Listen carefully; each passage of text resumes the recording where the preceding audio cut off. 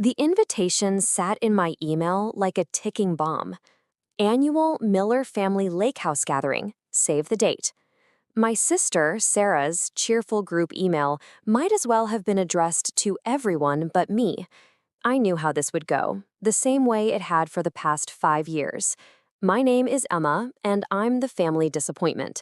At least, that's what my mother, Clara, always made sure to remind me, whether with quiet looks or clear sighs of disapproval. "You're not going to let it bother you again this year, are you?" Alex asked, looking over my office cubicle wall. His worried face made me quickly close the email. "Of course not," I lied, forcing a smile. "Just another day at work." But it wasn't just another day.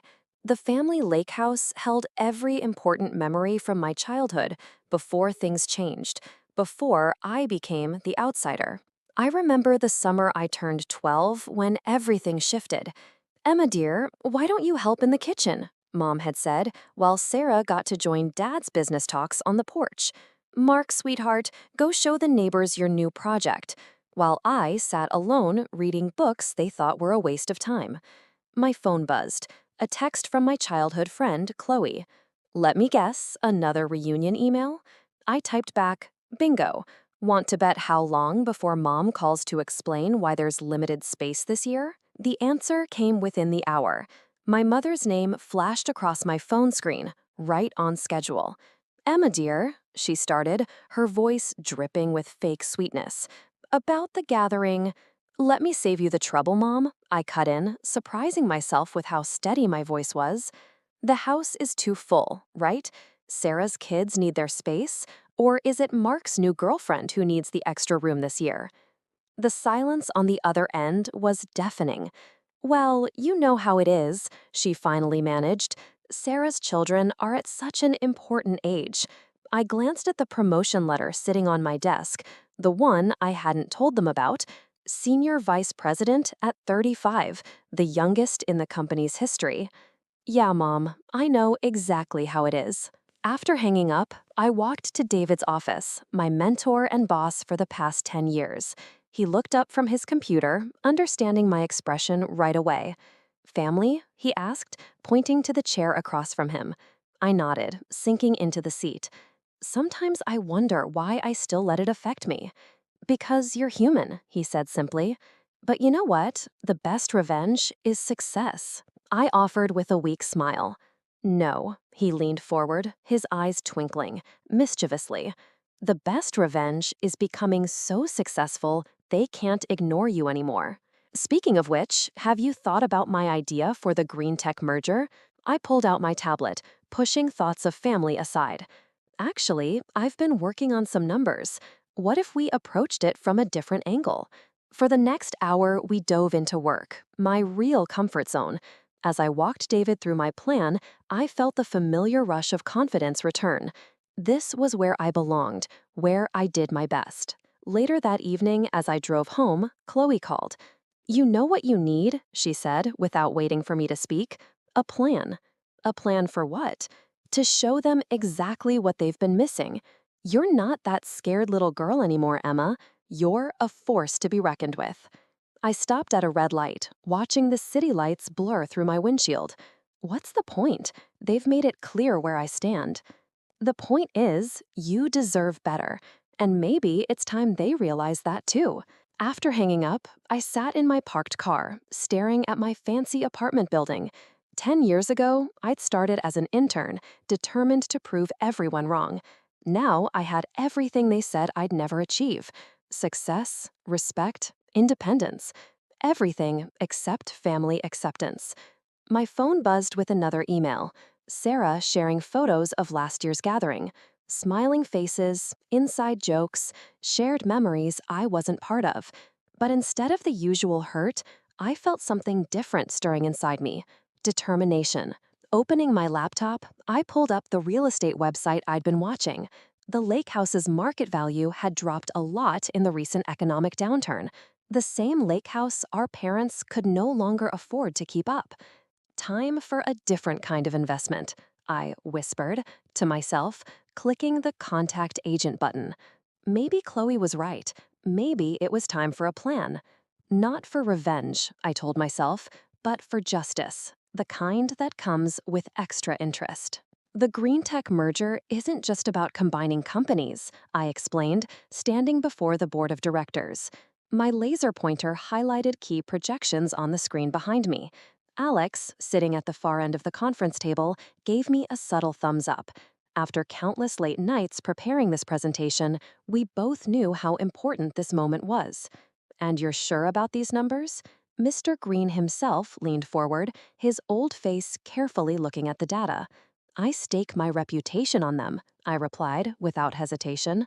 More importantly, I stake the future of both our companies on them. David cleared his throat from his seat beside Mr. Green. Emma has never led us wrong before. Her track record speaks for itself. The meeting ended 2 hours later with handshakes and signed first agreements. As the board members left, David pulled me aside. "Outstanding work," he beamed. "Though I have to ask, why didn't you mention the promotion opportunity in London? This merger's success practically guarantees you the position." My stomach tightened. The international division head role, a career-defining opportunity that happened to be at the same time as the upcoming family gathering dates. "Still considering my options," I said carefully. Back at my desk, Alex sat on the edge, coffee in hand. "Spill it. What's really holding you back? This is everything you've worked for." Before I could answer, my phone buzzed. Sarah's name flashed on the screen. I let it go to voicemail. "That's what's holding her back," Chloe announced, appearing with lunch bags. "Family drama, as usual." "I thought we were meeting at the cafe," I said, grateful for the interruption. "Changed my mind. Besides, I wanted to see the aftermath of your big presentation." She gave out sandwiches, then gave me a knowing look. "So, London." "News travels fast," I muttered. "In this case, good news should travel fast," Alex insisted. "You can't seriously be thinking of passing this up because of them." My phone buzzed again.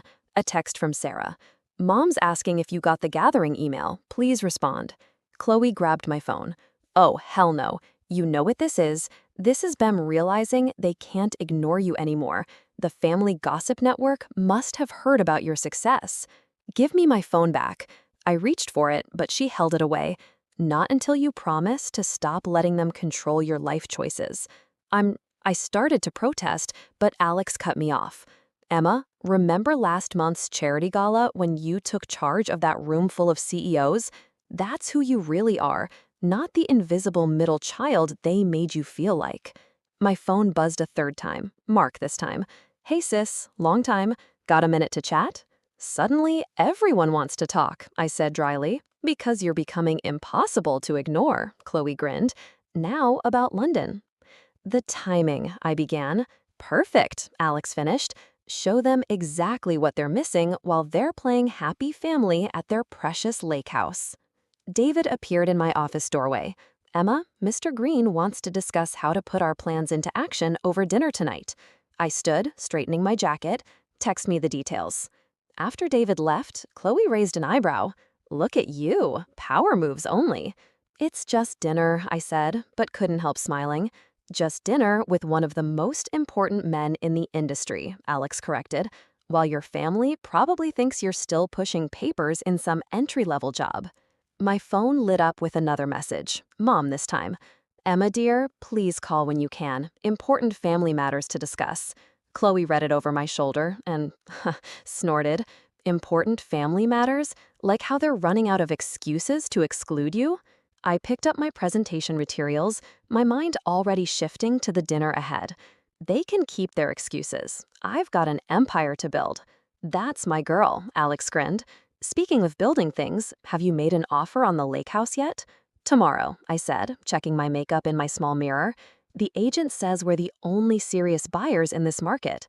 "Perfect timing," Chloe sang, "right before they announce this year's gathering details." As I gathered my things for the Green Tech dinner, I felt lighter than I had in weeks. My family might have been good at making me feel small, but in this world, my world, I was anything but. "Hey," Alex called as I headed out, "don't forget who you are in there. Show them what Emma Unleashed looks like." I smiled, thinking of the lake house listing waiting in my email. Oh, I plan to show everyone exactly who I am. Congratulations, Miss Miller. The lake house is yours. The real estate agent slid the keys across her desk, their metal surface gleaming under the bright lights. My hand trembled slightly as I picked them up. These small pieces of metal meant more than just owning property. They were the keys to my past and, more importantly, my future. I can't believe you actually did it, Chloe whispered beside me, squeezing my arm. The agent smiled professionally. The paperwork will be finished by the end of the business day. Given the current market conditions, you've made an incredibly smart investment. Walking out of the office, I held the keys so tight they left marks in my palm. My phone buzzed. David calling. "Tell me you closed the deal," he said without waiting. "Just sign the papers." Perfect timing. The London position is yours if you want it. The board approved it this morning. I stopped walking, causing Chloe to bump into me. Already, I thought the decision wasn't until next month. Your performance at the Green Tech dinner sealed it. Speaking of which, he specifically asked you to lead the merger transition team. Chloe was practically jumping with excitement, having heard both sides of the conversation. As I hung up, she grabbed my shoulders. Okay, this is literally perfect. You own their precious lake house, and you're about to become an international executive. Please tell me you're going to use this for all it's worth. My phone chimed with a text from Sarah. Family meeting this weekend about the gathering. Mom insists you come, please. Oh, this is too good, Chloe laughed harder, cackled. They have no idea you own their reunion place. Neither does the agent, I reminded her. I made sure the purchase went through my company's name. Sneaky, I love it. She linked her arm through mine as we walked to the car. So what's the plan? Before I could answer, Alex called. David just told me the news. Both pieces of news. You're going to accept London, right? I haven't decided, I said, putting him on speaker as we drove. What's to decide? It's perfect. You can run the merger from Europe, build your international name, and let your family stew in their regrets. Speaking of stewing, Chloe chimed in, Emma just got called to a family meeting about the gathering. No way. Alex laughed. Are you going? I turned onto the lakeside road heading toward the lake house. My lake house. Actually, yes. I think it's time for a visit. The familiar drive felt different now. Every curve in the road, every glimpse of the lake between the trees belonged to me in a way it never had before. I parked in front of the large, old-fashioned home, its weathered green paint and white trim exactly as I remembered. Chloe whistled low. I forgot how gorgeous this place is. No wonder they're desperate to keep the gatherings going. Walking up the steps, I unlocked the door with my new keys. The house smelled of fresh water and memories. Summer nights, family dinners, whispered conversations. But now, underneath it all, was the sweet scent of victory. My phone rang. Mom, Emma, are you coming this weekend? Sarah said she texted you. Actually, Mom, I'm at the lake house right now. Silence. Then, what? How? The realtor said it was sold. Did she? Interesting. I walked through the living room, trailing my fingers along the familiar walls. Don't worry about it. I'll see you this weekend. I hung up before she could respond. Chloe was recording everything on her phone, barely containing her joy. That was beautiful. Absolutely beautiful. Did you hear her voice crack? Send me that video, Alex said through the speaker. I need it for history. I opened the glass doors to the deck, breathing in the lake air. You know what's funny? They always said I didn't understand the value of family tradition, but I'm the one who saved it by buying it out from under them. Sometimes the best revenge isn't about destroying something, I said, watching the waves on the lake below. It's about keeping it on your own terms. My phone buzzed again. Sarah, Mark, and Mom in quick succession. I ignored them all. So, Alex's voice crackled through the speaker. What's the next move, boss? I smiled, picturing the upcoming family meeting. Now, we prepare for a gathering they'll never forget. Want company this weekend? Chloe offered. I make an excellent witness. No, I said, pulling out my laptop. This is something I need to do alone. But first, I have a London acceptance letter to write. Standing on my deck, watching my lake, I felt the last pieces of my plan falling into place. The scared little girl who used to hide in this house's corners was gone. In her place stood someone they'd never expected, someone they'd have to acknowledge at last.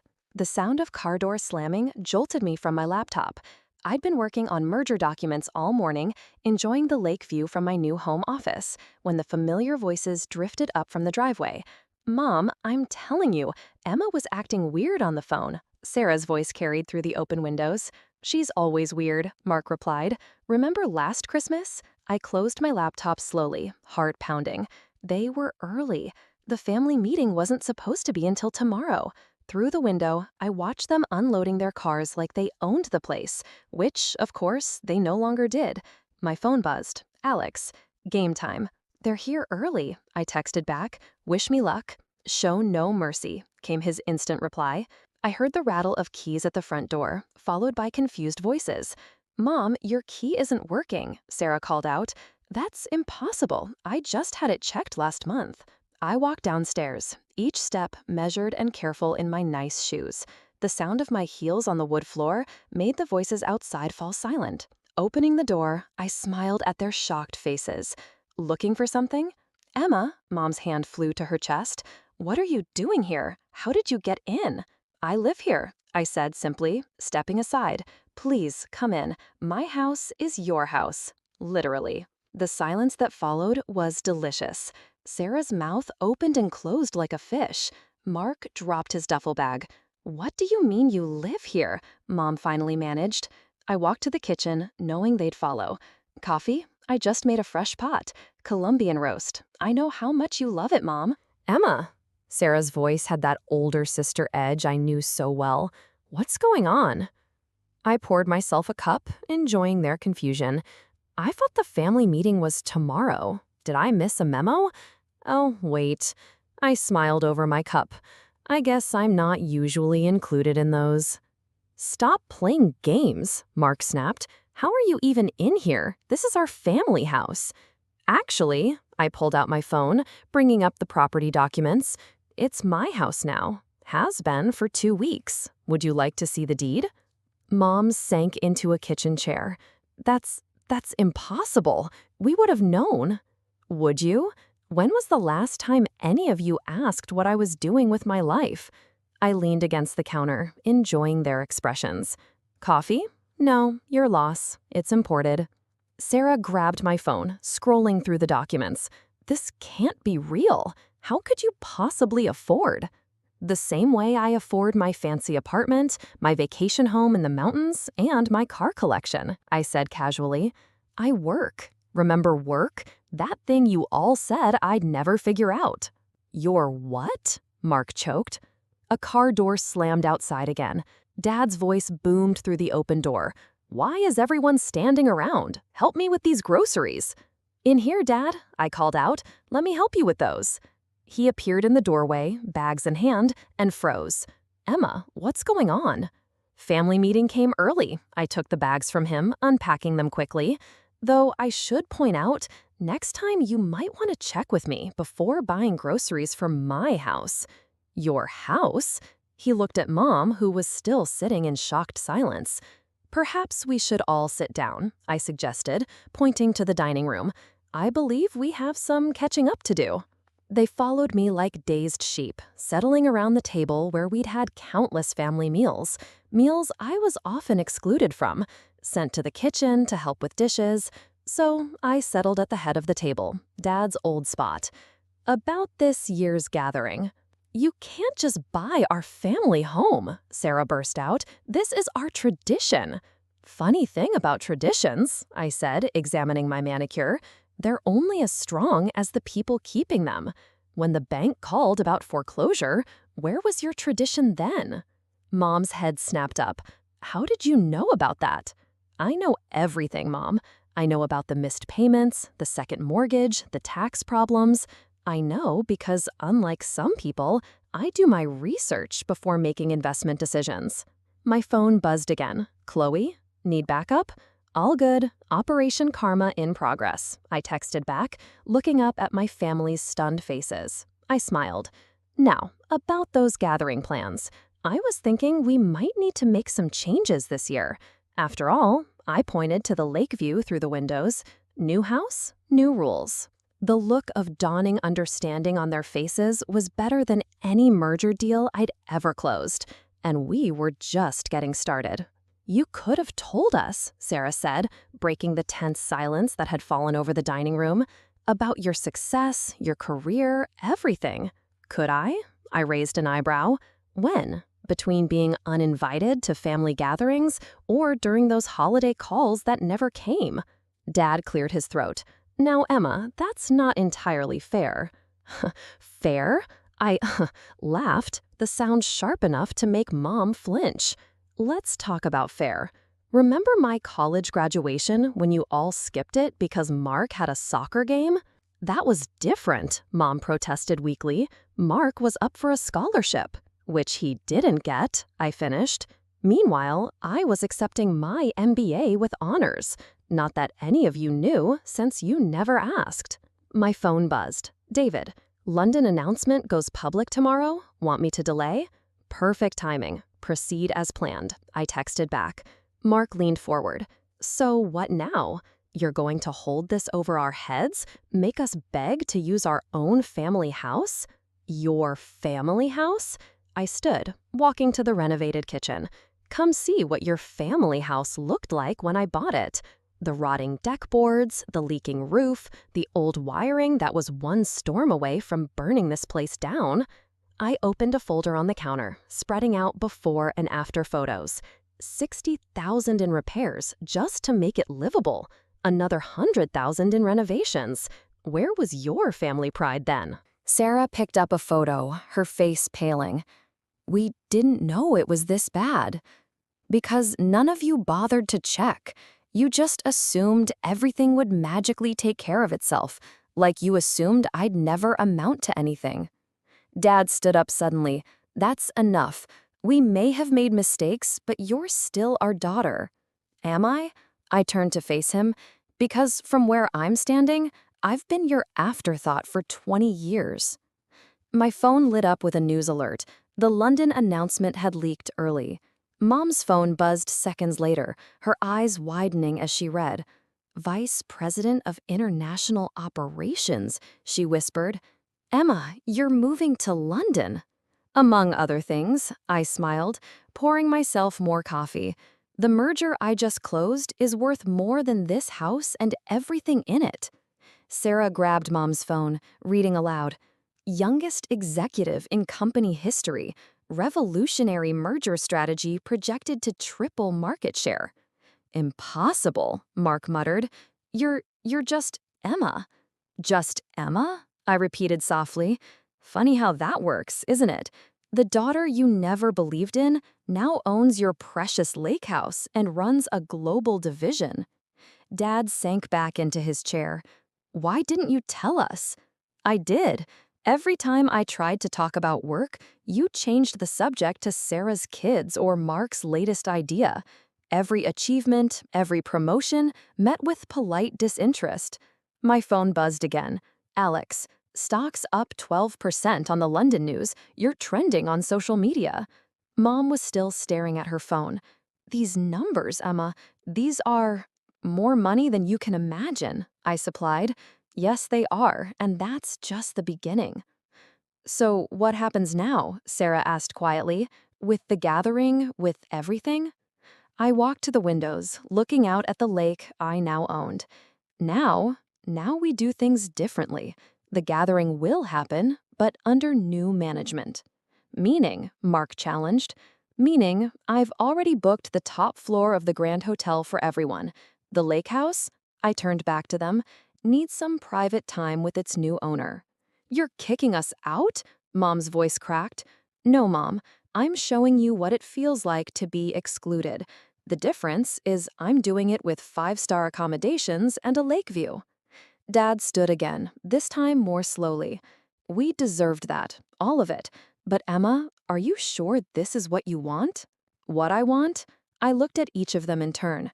"What I want is 20 years of missed birthdays and ignored accomplishments. What I want is an explanation for why I was never good enough. But since I can't have those things, I pulled out a stack of hotel reservations, sliding them across the table. I'll settle for watching you all realize exactly what you missed out on. Sarah picked up a reservation, gasping at the fancy description. This must have cost less than an hour of my new salary. I cut her off. Consider it a parting gift before London. How long? Mom asked, her voice small. How long will you be gone? I smiled, thinking of all the family events I'd missed over the years. Long enough for you to understand what absence feels like. Now, shall we discuss those new gathering rules? The silence that followed was heavy with 2 decades of regret, none of it mine. The Grand Hotel lobby buzzed with activity as my family checked into their suites. I stood back, watching Sarah's kids race around the marble columns, while Mark awkwardly tried to impress the concierge with small talk. Your car is ready, Miss Miller. The valet approached with a quiet bow. Mom's head snapped around at his tone. I saw her eyes widen as she took in my luxury car waiting outside. Emma, she called out, hurrying over. We need to talk, properly talk. Actually, I have a meeting. I checked my watch. The merger doesn't pause for family drama. Please, she touched her arm. The first physical contact we'd had in years. Just coffee, 20 minutes. I studied her face, noticing the new wrinkles around her eyes. Fine, the rooftop lounge, 15 minutes. Upstairs, Mom fidgeted with her coffee cup while I answered urgent emails about London. Finally, she spoke. I didn't know you were so accomplished. Clearly, I set my phone down, though you never asked. We thought, she paused, searching for words, after you dropped out of art school. I didn't drop out, I corrected sharply. I got accepted to business school instead, a full scholarship to a top university, which you'd know if you'd bothered to read any of my letters. Your father and we just wanted you to have a stable career, like Sarah's art gallery that she never actually opened, or Mark's string of failed startups that you kept funding. The door opened and Chloe walked in, stopping short when she saw us. Oh, sorry, I can come back. No, stay. I waved her over. Mom was just explaining why they never believed in me. Mrs. Miller, Chloe nodded coolly. Long time no see. Though I guess you wouldn't remember me from all those holidays I spent with Emma while you were at Sarah's house. Mom had the good sense to look embarrassed. Chloe, of course I remember you. Save it. Chloe said down, buzzing to her seat. I'm just here to finalize the London details with Emma. You know, for her massive promotion that you all ignored. My phone buzzed. Sarah. Mom, okay, she looks upset. She's fine, I texted back, learning some hard truths. Emma. Mom's voice was barely a whisper. Were we really that terrible? Chloe snorted, but I held up a hand. You weren't terrible, Mom. You were indifferent, which was worse. We can fix this, she pleaded. Now that we know. Now that you know I'm successful, I finished. Now that I have money and power and influence, that's not fixing things. That's just changing your mind because I proved you wrong. The door opened again. Dad this time. Your mother's been gone a while. Oh, join us. I pointed to an empty chair. We're having a lovely chat about family dynamics. He sat heavily. Emma, about the lake house. Already done, I cut him off. The back taxes are paid, the problems are cleared, and the property is fully renovated. You're welcome. That's not, he started. Not what you meant, I smiled tightly. No, it never is. Chloe opened her laptop. Emma, we need to finalize your London housing allowance. They're offering 3 options. The penthouse overlooking the city, I said without looking. I already decided. Mom's coffee cup clattered. Penthouse? Did you think international executives live in studio apartments? Chloe asked sweetly. My phone lit up with another text. Mark, family dinner tonight, my treat. Can't, I replied. Board dinner at a fancy restaurant. Emma, Dad leaned forward. We know we messed up, but pushing us away now, buying the lake house, moving to London, is this really the answer? I stood, smoothing my skirt. The lake house isn't about pushing you away. It's about taking control of something you never thought I deserved. As for London, I smiled, that's just good business. When will we see you? Mom's voice cracked. "I'll be back for holidays." I gathered my things. "Maybe if I'm not too busy running my division." Chloe stood with me, her face triumphant. "Don't worry, Mrs. Miller. I'm sure Sarah will keep you updated on all the family news she always has before." As we walked out, I heard Mom start to cry. Part of me wanted to turn back to comfort her like I always had, but that part was getting smaller every day. "You okay?" Chloe asked in the elevator. I checked my reflection in the mirrored walls, adjusting my designer blazer. "Never better. Gutty for that board dinner?" "Born ready," she grinned. "Though I have to ask, are you really going to make them stay at the hotel all gathering week?" I smiled as the elevator doors opened. "Oh, that's just the beginning. Wait until they see what I have planned for Christmas." The gathering dinner at the Grand Hotel Ballroom was everything I'd planned it to be. Crystal chandeliers sparkled overhead, string quartet music floated through the air, and my family sat at the main table looking thoroughly uncomfortable in their casual clothes amid the formal setting. "Is all this really necessary?" Mark tugged at his borrowed tie. The concierge had supplied emergency formal wear when I'd forgotten to mention the dress code. "You mean the 5-star catering, the premium open bar, the private balcony overlooking the city?" I sipped my champagne. "Consider it making up for all those gatherings I missed." Sarah's husband whistled as servers presented the appetizers.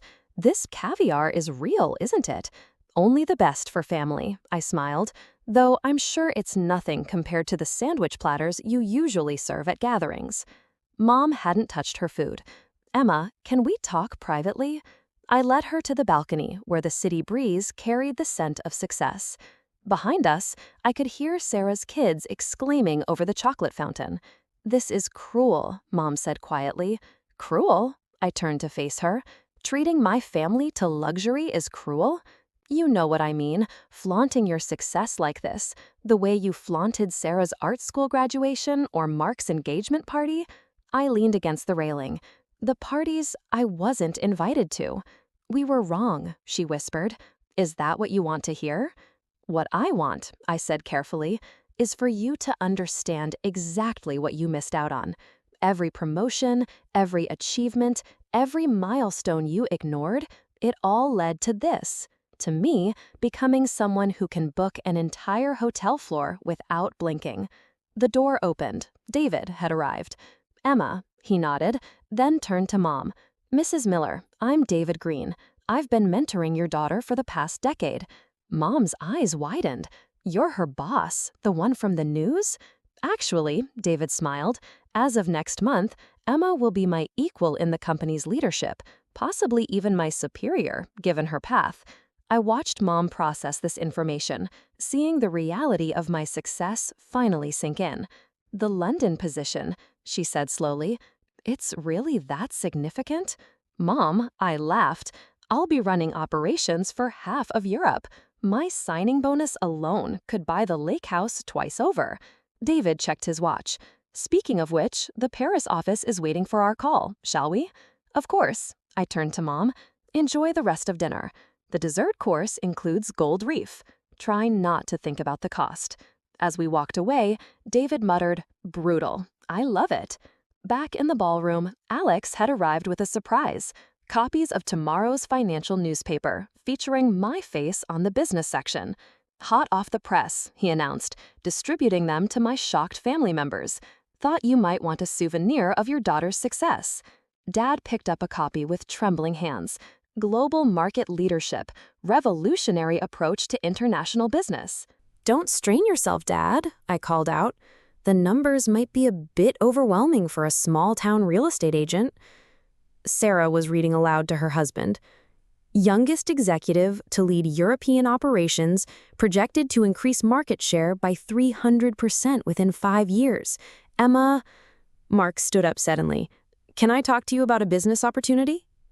"Sorry, little brother," I checked my phone. "My investment portfolio is fully managed, but I hear there are some great entry-level positions at my company."